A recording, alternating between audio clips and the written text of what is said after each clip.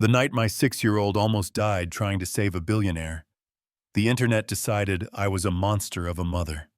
My name is Monique Carter, and this is the story of how my little girl's blood bought a stranger his life and dragged us into a war with money, power, and judgment I never asked for. You think you know what you'd do in my shoes? Just listen first. It started in a hospital hallway that smelled like bleach and burnt coffee, the kind of place where hope feels like a luxury item. Atlanta General wasn't one of those shiny TV hospitals. It was cracked tiles, flickering lights, nurses running on no sleep, and caffeine and me hooked up to a dialysis machine 3 days a week, praying my kidneys held on long enough for my little girl to grow up. My daughter Anna was 6 tiny, with big dark eyes and an oversized hoodie that had seen better days, sitting in a plastic chair outside the renal wing, swinging her feet and reading to the old patients because that's the kind of kid she is. That afternoon, the whole energy of the hallway snapped. You could feel it in the air.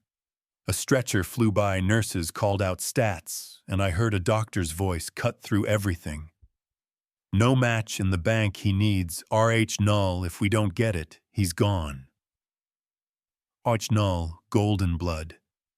A year earlier, when Anna got really sick, they'd run tests and told me she had the rarest blood type in the world. Fewer than 50 active donors, the kind of thing doctors write papers about. Someday, the hospital might ask about her donating, the hematologist said, but it's very unlikely. Yeah, that happened. Now very unlikely was standing in our hallway wearing my kid's shoes. I was unhooked from the machine, still woozy, when I noticed Anna was no longer in her chair. I heard this small but steady voice in the middle of all the chaos. Please let me help. I know I have that blood. You can test me. I'm begging you. Everything stopped. Dr. Evelyn Hughes, who'd seen me through more bad days than I can count, turned and followed the sound. She found Anna standing just outside the trauma doors, hoodie too big, jeans frayed at the bottom shoulders, squared like she'd made up her mind. Sweetheart, what did you say? Dr. Hughes asked. Anna swallowed, but her voice didn't shake. You said he's going to die if you don't get RH null. They told me last year when I got sick that I have that blood. A nurse whispered, That's the little girl from renal. Carter, room 208. Mom's in failure. Dr. Hughes stiffened. She murmured like a curse and a prayer at the same time. Golden blood. She looked back at me. Monique, we have to type her to be sure. She's 6, I snapped. Because when you're terrified, you go straight to anger. Test me, I'm already broken. Don't touch my baby. Your blood won't help this man, she said softly. Hers might be the only blood in this building that can. They took us into a small lab, white walls, metal stool, the hum of machines. Anna sat on a cot, legs dangling, Peanut the stuffed lion sitting in her lap like backup. The hematologist explained everything slow and careful. She was borderline anemic. The amount would be small, but there were still risks like fainting, heart racing, even the chance her body wouldn't like the shock. I knelt in front of her, so we were eye to eye. Listen to me, Anna, I said, holding her little hands. You do not have to do this.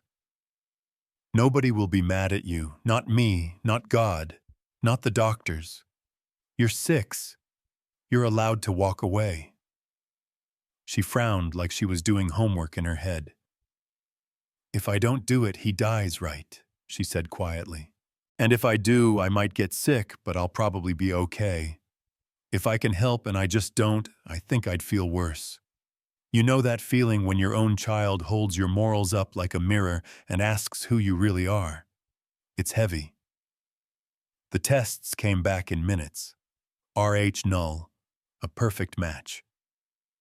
Upstairs in an operating room, a man named Walter Whitmore, Tech billionaire, reclusive genius, all those big titles people like to throw around, was bleeding out on a table out of options.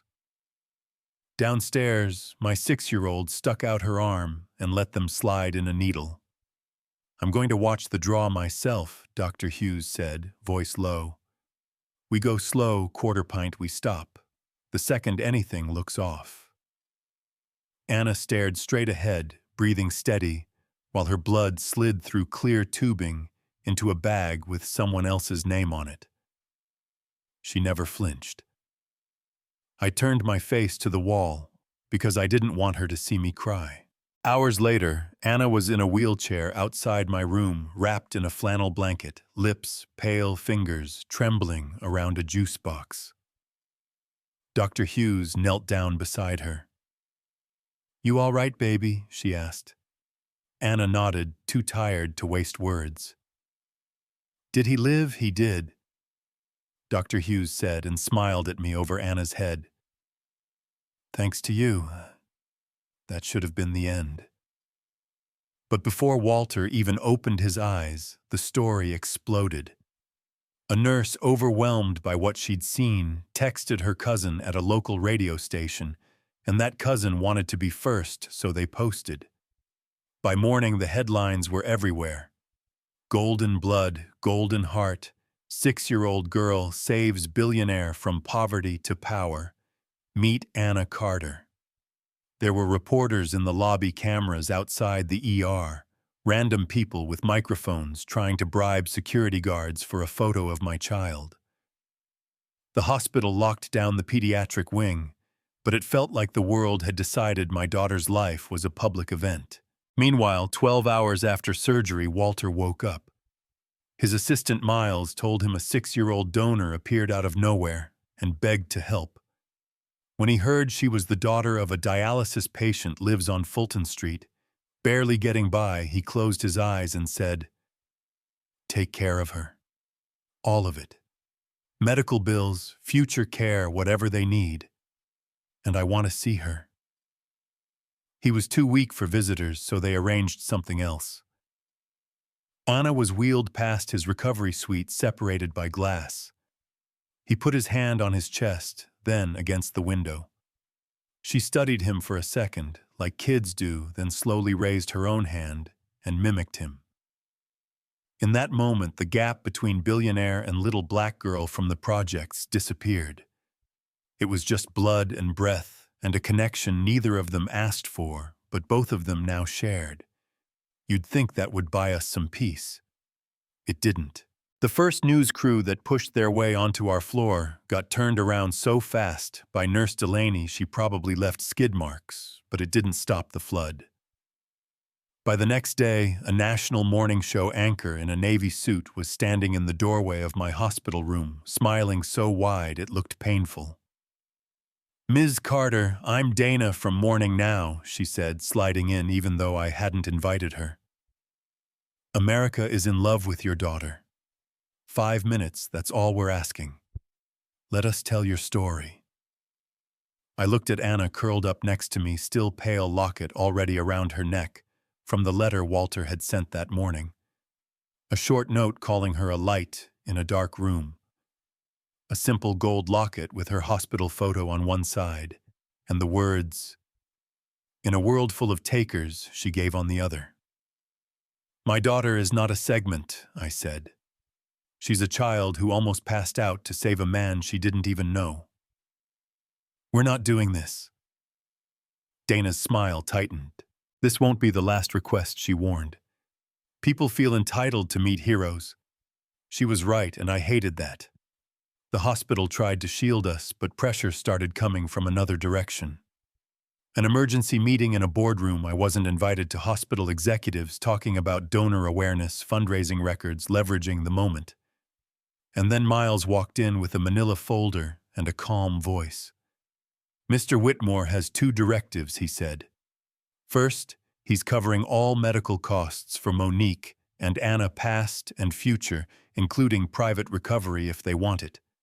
Second, he wants to meet the girl in person as soon as he's cleared. Also, he's setting up an initiative for rare blood research in her name. Outside those walls, the cameras spun their story, but inside I was a mother trying to decide if someone else's gratitude was worth my child's privacy. We tried to go home quietly. That didn't happen. There were vans outside our building, strangers waiting by the mailbox. So when Miles said, "Let us move you to temporary housing until this dies down," I said yes, but it twisted my stomach. 1 minute you're counting change for rent, the next you're in a brownstone with private security you didn't ask for. Inside, Anna stopped running to the window to wave at people. She started drawing glass walls and hospital beds and a man with tubes in his arms instead. That's when it hit me.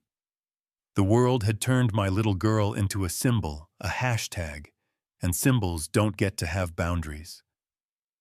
While Walter was getting stronger, trying to build something good out of what happened, the men who'd spent years protecting his image were planning how to protect theirs. People like Charles Brenner. He'd helped build Walter's empire, kept it cold, controlled, untouchable. Now here was this soft, messy story about a little black girl from the projects rewiring his legacy from ruthless to grateful, and Charles hated that. So they did what people in power do when they can't control the truth. They started twisting it. Articles appeared asking if a child that young should have been allowed to donate, whether it was ethical, whether poverty had coerced me into a risky decision. One piece flat out suggested I might have encouraged my daughter to step up because I sensed a financial opportunity. You know what that feels like, watching strangers call you a gold digger for letting your child be kind. It burns. Child Services showed up not long after that, holding an anonymous report, accusing me of endangering my daughter for money. A woman named Ava came in, professional and steady. "I know how this looks," she said, "but I have to ask the questions." She sat with Anna in her room, asked about the hospital, about how the decision was made. Later, she told me, "Your daughter said, 'I did it because I could help.' Mommy cried the whole time." There's no abuse here, Ms. Carter. There's bravery. I'm closing this. I thought maybe we'd turned a corner. I was wrong. Months later, after the Walter Whitmore Foundation launched the Anna Carter Rare Blood Initiative after scholarships were announced and donors lined up, a new twist hit. My past dragged into the spotlight by people who never cared about it when I was quietly drowning in it. Old eviction notices, bankruptcy filings from when I was juggling 3 jobs and still not making enough, an emergency loan I took to bury my mother. All legal, all paid, all real, now served up with a side of nasty commentary. If she managed to hide all this from the foundation, what else is she hiding? That's when Derek showed up. My ex, the man who disappeared when I got pregnant, now standing at the gate of the brownstone like we were old friends. "Mo, long time," he grinned. "Saw my little girl on TV. Thought maybe we should reconnect." "You don't have a little girl," I said, keeping the door frame between us. "You forfeited that when you told me you hoped the baby wouldn't make it." His eyes flicked past me toward the hallway. "Courts care about biology," he said. "World knows my name now. I got rights." Later, I found out he'd had coffee with one of Brenner's guys 3 days earlier. They didn't just dig up my past, they recruited it. He filed to see Anna. Then when that didn't work fast enough, he filed for custody. In court, he wore a suit that didn't fit right, and a remorseful expression he'd never worn around me. "I was young, Your Honor," he said. "I made mistakes, but I want a second chance.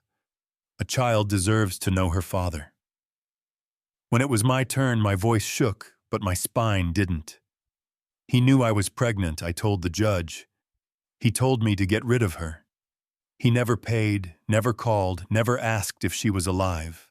The only time his name left his lips in 6 years was when he saw $signs on the news.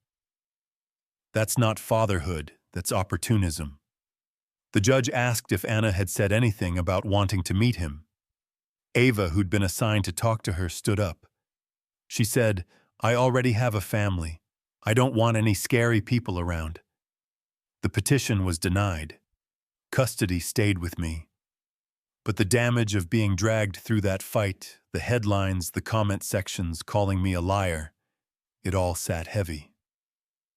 And just when I thought they couldn't twist things any further, Charles found one more angle. Walter's own words. When Walter first set up his trust years back, there was this clause buried in the legal language.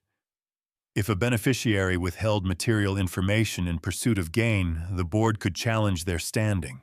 Charles argued that by writing father not listed, instead of putting Derek's full name on some early forms, I'd technically omitted important information. And if they wanted to protect the integrity of the foundation, they needed to reevaluate everything connected to Anna. In other words, use a clause meant to stop fraud to punish a woman for not advertising her abuser. Walter was furious.